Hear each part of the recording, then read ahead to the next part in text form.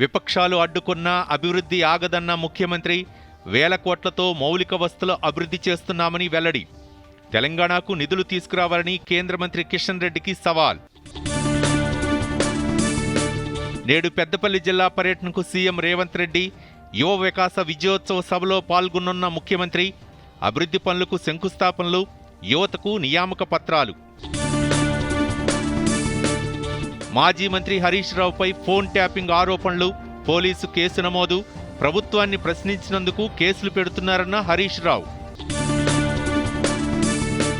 మంగళవారం సజావుగా సాగిన పార్లమెంటు ఉభయ సభలు. బ్యాంకింగ్ సవరణ చట్టానికి లోక్సభ ఆమోదం. బ్యాంకు ఖాతాకు 4 నామినీలను ఎంపిక చేసుకునే అవకాశం. మహారాష్ట్ర బీజేపీ శాసనసభాపక్ష సమావేశం. మహారాష్ట్ర సీఎం అభ్యర్థిని నిర్ణయించే అవకాశం. రేపు కొలువుదీరనున్న కొత్త ప్రభుత్వం. నేడు నౌకాదళ దినోత్సవం. పూరిలో జరిగే వేడుకలకు హాజరు కానున్న రాష్ట్రపతి ద్రౌపది ముర్ము. తమిళనాడు పుదుచ్చేరిలో తీవ్ర నష్టం మిగిల్చిన ఫెయింజిల్ తుఫాన్. తక్షణ సాయంగా 2,000 కోట్ల రూపాయలు విడుదల చేయాలని కేంద్రాన్ని కోరిన తమిళనాడు సీఎం.